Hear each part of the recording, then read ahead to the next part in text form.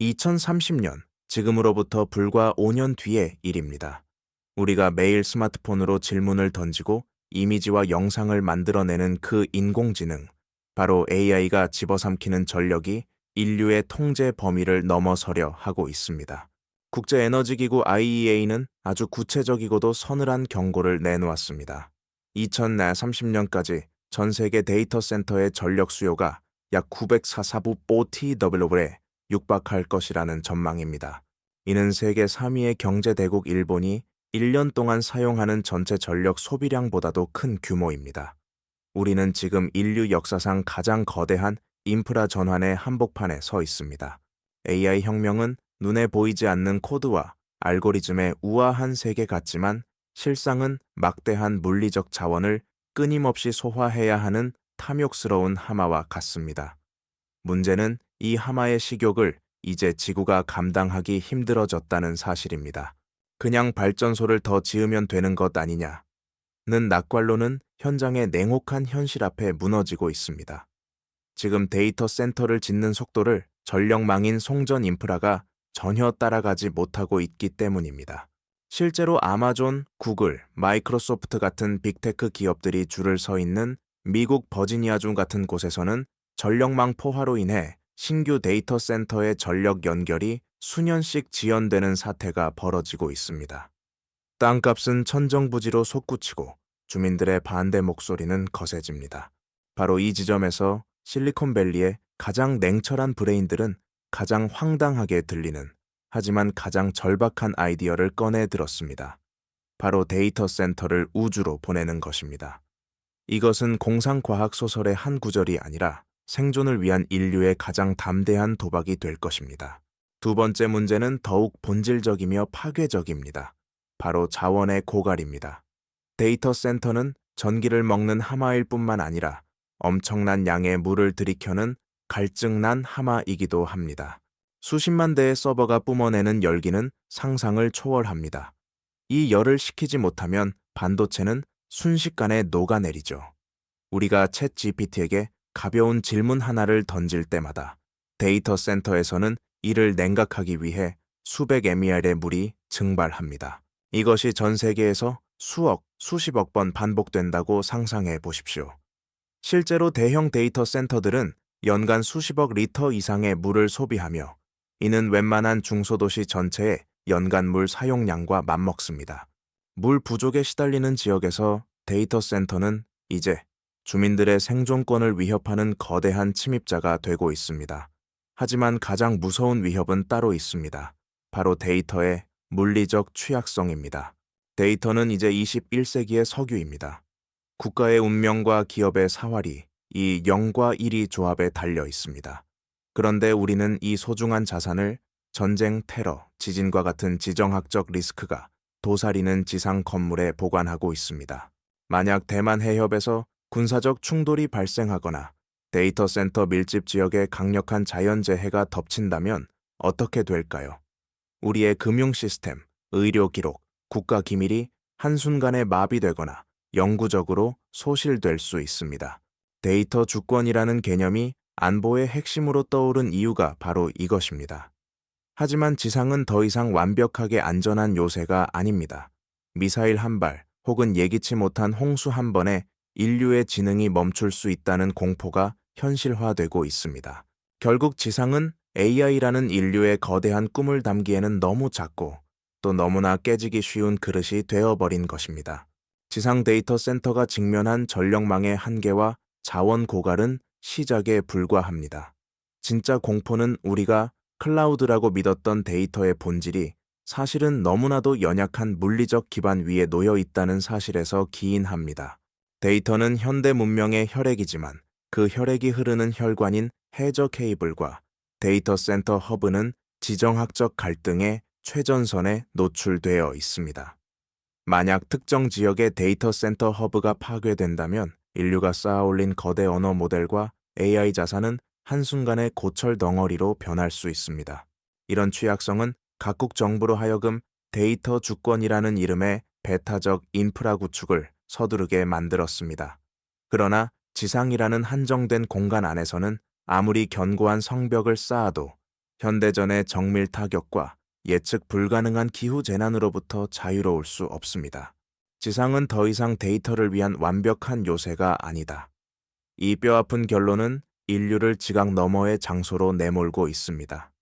AI라는 인류 역사상 가장 거대한 엔진을 멈추지 않고 돌리기 위해 지능의 거처를 옮기려는 이 담대한 시도는 이제 단순한 기술적 선택을 넘어 문명사적 전환점이 되고 있습니다. 결국 지상은 더 이상 데이터를 위한 안전하고 지속 가능한 공간이 아니라는 결론에 이르게 됩니다. AI라는 인류의 거대한 꿈을 담기에는 지구라는 그릇이 너무 작고 깨지기 쉬워진 것이죠. 그렇다면 지상이 답이 아니라면 인류는 어디로 가야 할까요? 정말 우주만이 유일한 탈출구일까요? 아니면 우리가 아직 들여다보지 못한 지구에 숨겨진 구석이 남아있는 걸까요? 이제 인류의 미래를 건 세 가지 극단적인 선택지, 우주와 심해, 그리고 원자력의 격전지로 여러분을 안내합니다. 지상이 더 이상 답이 아니라면 인류는 문명의 가장자리로 눈을 돌릴 수밖에 없습니다. 인류는 지금 미래를 건 거대한 체스 게임을 시작했습니다. 그 말판 위에는 세 가지 극단적인 선택지가 놓여 있습니다.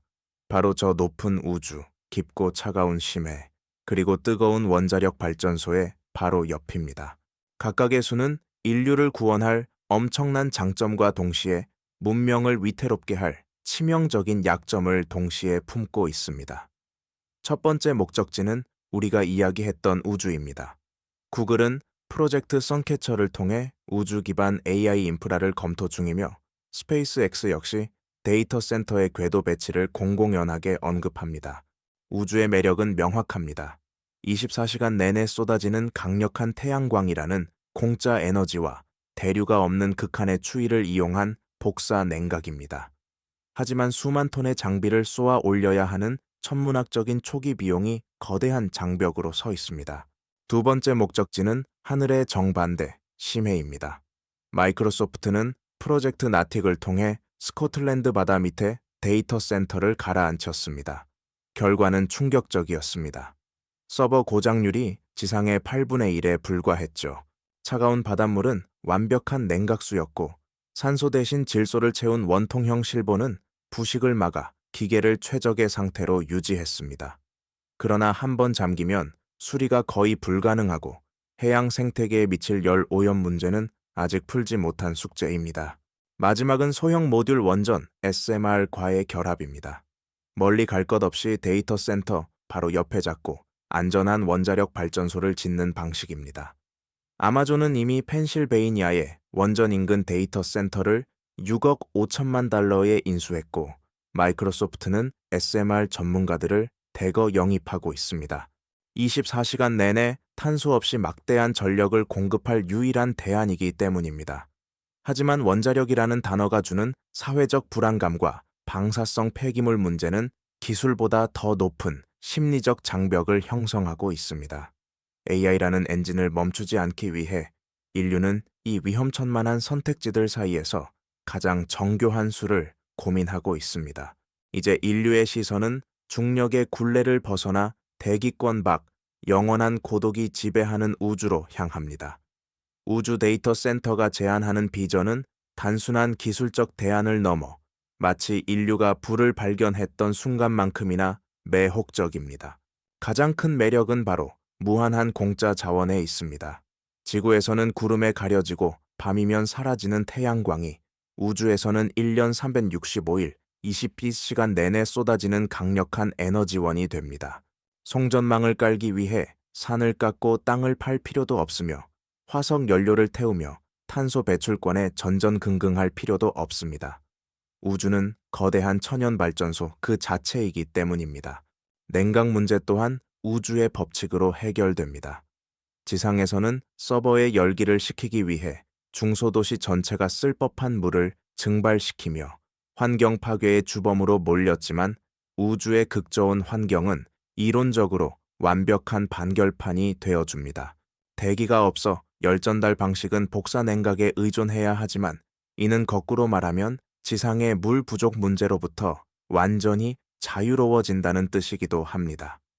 하지만 이 장밋빛 비전 앞에 놓인 거대한 현실의 벽은 역시 비용입니다. 일론 머스크의 스페이스X가 재사용 로켓을 통해 발사 비용을 기존의 10분의 1 수준으로 낮췄다고는 하나, 수만 톤에 달하는 서버와 냉각 장치, 전력 설비를 궤도에 올리는 데 드는 초기 자본은 여전히 국가 예산급의 천문학적인 액수입니다. 우주는 인류에게 무한한 자원을 약속하지만 그 문을 열기 위해서는 인류가 단 한 번도 지불해 본 적 없는 거대한 입장료를 요구하고 있습니다. 과연 이 거대한 투자가 단순한 전력난 해결을 위한 기술자들의 순수한 열정일까요? 아니면 우리 세대의 마지막 기회를 선점하려는 거대 자본의 냉혹한 계산일까요? 이제 우리는 이 눈부신 유혹 뒤에 숨겨진 차갑고도 날카로운 우주의 역습을 마주해야 합니다. 우주가 주는 장밋빛 약속 뒤에는 차갑고도 냉혹한 우주의 역습이 기다리고 있습니다. 그 첫 번째 벽은 바로 눈에 보이지 않는 저격수, 우주 방사선입니다. 지구는 강력한 자기장과 대기층이라는 천연 보호막 덕분에 태양과 심우주에서 날아오는 치명적인 입자들을 막아내고 있습니다. 하지만 이 보호막을 벗어나는 순간 모든 전자기기는 보이지 않는 총알 세례에 무방비로 노출됩니다. 가장 치명적인 현상은 비트 플립입니다. 괴너지 입자가 나노미터 단위의 미세한 반도체 칩을 타격하면 마치 당구공이 다른 공을 치고 지나가듯 메모리의 데이터를 순간적으로 바꿔버립니다. 0이 1로 1이 0으로 뒤바뀌는 것이죠. 최근 2025년 10월 태양 활동 극대기에 발생한 강력한 태양 입자 방출로 인해 비행 중이던 민간 항공기의 제어 시스템에 비트 플립 오류가 발생했다는 보고는 이 위협이 얼마나 현실적인지를 증명합니다. 수조 개의 파라미터를 가진 AI 모델에게 비트 플립은 디지털 광기와 같습니다. 단 하나의 비트 오류가 인공지능의 논리 체계를 붕괴시켜 완전히 잘못된 방향으로 학습을 유도하거나 자율주행이나 금융결제 같은 치명적인 상황에서 돌이킬 수 없는 판단 오류를 내뿜게 할 수 있습니다. 이를 해결하기 위해 방사선 내성 반도체가 존재하지만 가격은 일반 칩의 수십 배에 달하며 연산 성능은 오히려 떨어집니다. 현재 BAE 시스템즈나 인피니언 같은 소수의 기업이 이 시장을 독점하고 있어 공급망 리스크 또한 무시할 수 없습니다. 수만 개의 위성을 쏘아 올리려면 이 비싸고 구하기 힘든 특수칩을 얼마나 확보해야 할까요? 우주 데이터 센터는 기술의 문제를 넘어 방사선이라는 보이지 않는 적과 싸우기 위한 가혹한 경제적 대가를 요구하고 있습니다. 이제 우리는 두 번째 거대한 벽과 마주합니다. 바로 수리 및 유지 보수의 불가능성입니다. 여러분의 사무실이나 집에서 쓰는 컴퓨터 혹은 거대 기업의 지상 서버가 고장나면 해결책은 간단합니다. 엔지니어가 부품을 들고 달려와 몇 시간 안에 새 것으로 교체하면 그만입니다. 하지만 저궤도에서 시속 28,000m라는 무시무시한 속도로 지구를 돌고 있는 인공위성 속에 GPU 하나가 고장났다고 가정해 보십시오. 누가 그곳에 가서 납땜을 하고 부품을 갈아 끼우겠습니까? 우주는 한번 쏘아 올리면 그 위성의 수명이 다할 때까지 사실상 인간의 손길이 닿을 수 없는 불통의 영역입니다. 데이터 센터는 수십만 개의 정밀 부품이 톱니바퀴처럼 맞물려 돌아가는 극도로 복잡한 시스템입니다. 지상에서는 하드웨어 장애를 당연한 전제로 관리 체계를 돌리지만 우주에서는 아주 작은 결함 하나가 수천억 원짜리 자산을 순식간에 우주 쓰레기로 만들어버립니다. 마이크로소프트의 해저 데이터 센터 프로젝트 나틱이 성공적이었던 결정적 이유도 단순히 효율이 좋아서가 아니라 지상보다 8배나 낮은 고장률을 기록하며 수리할 필요가 없는 안정성을 증명했기 때문입니다. 우주는 이보다 훨씬 더 가혹하며 2025년 현재 아스트로스케일 같은 기업들이 로봇을 이용한 궤도 서비스를 시도하고 있지만 수만 개의 데이터 센터 위성을 일일이 고치는 것은 여전히 경제적으로 불가능에 가까운 시나리오입니다. 결국 우주 데이터 센터는 단 한 번의 고장도 용납하지 않는 완벽함, 혹은 고장나면 버려도 될 만큼의 압도적 물량이라는 극단적인 선택지 앞에 서 있습니다. 엔지니어들은 이제 고장나지 않는 기계가 아니라 스스로 죽음을 맞이할 때까지 오류 없이 연산해야 하는 고독한 병사를 만드는 심정으로 위성을 설계합니다.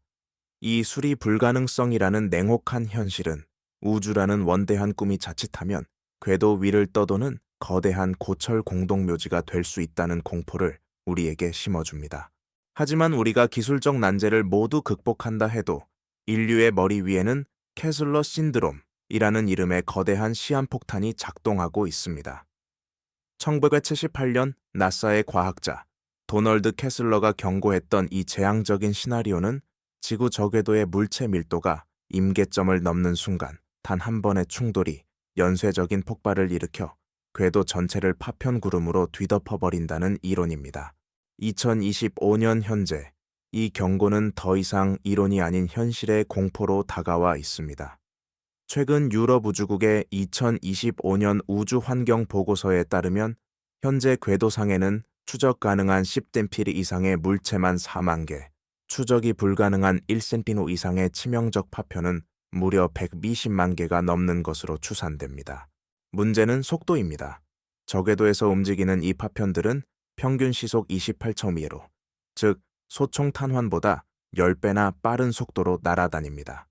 불과 1cm의 크기의 작은 나사 하나가 가진 파괴력이 시속 100km로 달리는 대형 트럭과 맞먹는 수준이죠. 실제로 2025년 12월 중순 중국의 위성 발사체가 스타링크 위성과 불과 200m 거리까지 근접하는 아찔한 사태가 벌어지기도 했습니다. 만약 이때 충돌이 발생했다면 수천 개의 파편이 연쇄적으로 다른 위성들을 타격하며 인류가 수십 년간 쌓아온 우주 자산을 단 며칠 만에 고철로 만들었을지도 모릅니다.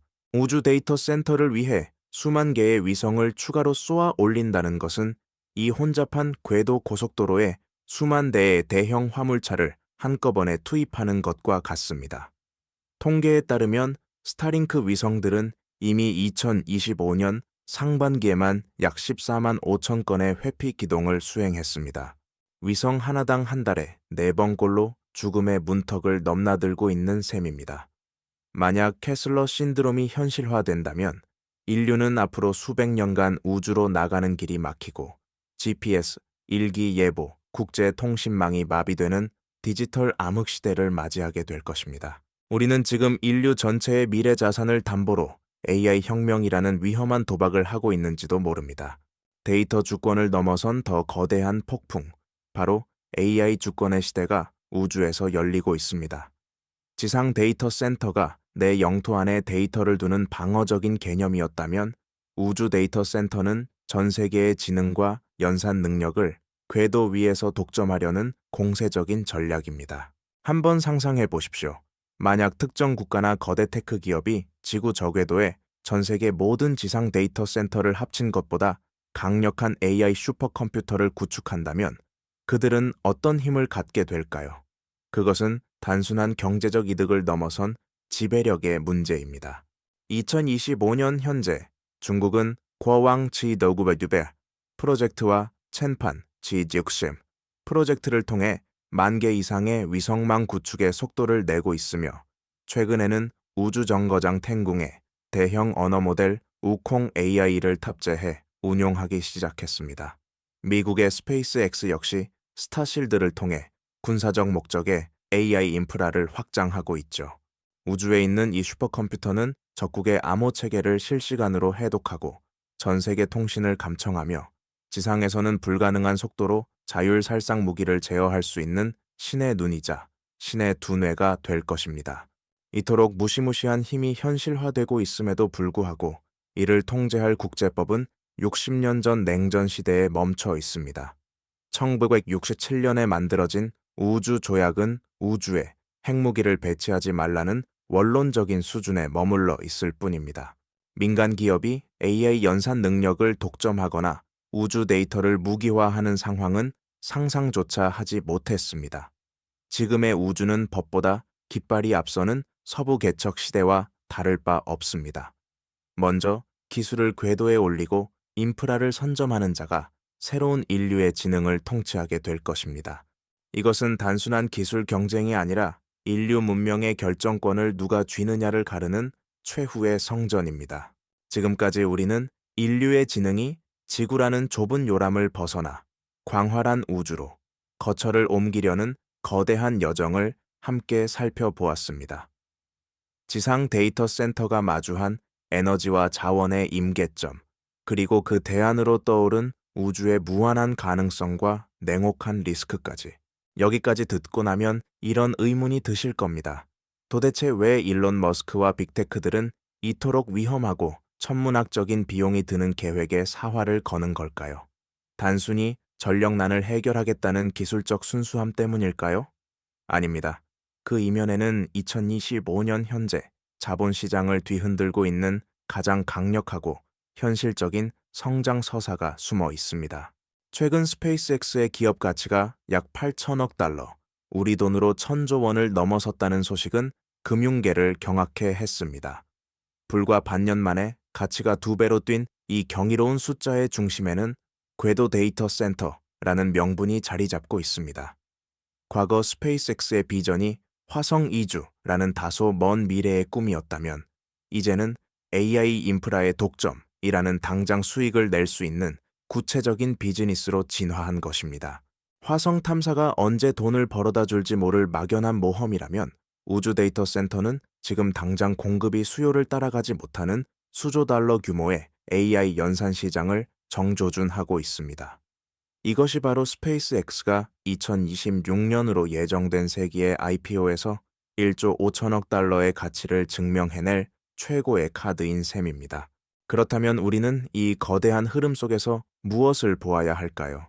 19세기 골드러시 때 진짜 부자가 된 사람은 금을 캔 광부가 아니라 그들에게 청바지와 곡괭이를 팔았던 상인들이었습니다. 우주 데이터 센터라는 새로운 금광이 열릴 때 우리가 주목해야 할 곡괭이와 삽은 명확합니다. 2025년 7월 마이크론이 출시한 우주용 SLC 낸드 플래시처럼 극한의 방사선을 견디는 특수 반도체, 위성 간 초고속 레이저 통신 기술, 그리고 이 거대한 프로젝트를 뒷받침하는 한국의 한화 에어로스페이스나 미래에셋증권 같은 전략적 투자자들과 부품사들이 바로 그 주인공입니다. 결국 우주 데이터 센터는 단순한 기술 프로젝트가 아닙니다. 그것은 AI라는 인류 지성의 결정체가 지구라는 물리적 한계를 뚫고 우주로 뻗어나가는 문명의 확장입니다. 누군가에게는 캐슬러 신드롬이나 패권 독점이라는 공포로 다가오겠지만, 준비된 자들에게는 21세기 가장 거대한 부의 지도가 그려지는 현장이 될 것입니다. 지능이 중력의 굴레를 벗어나는 순간 인류의 역사는 다시 쓰여질 것입니다. 우리는 지금 그 담대한 도전의 시작점에 서 있습니다.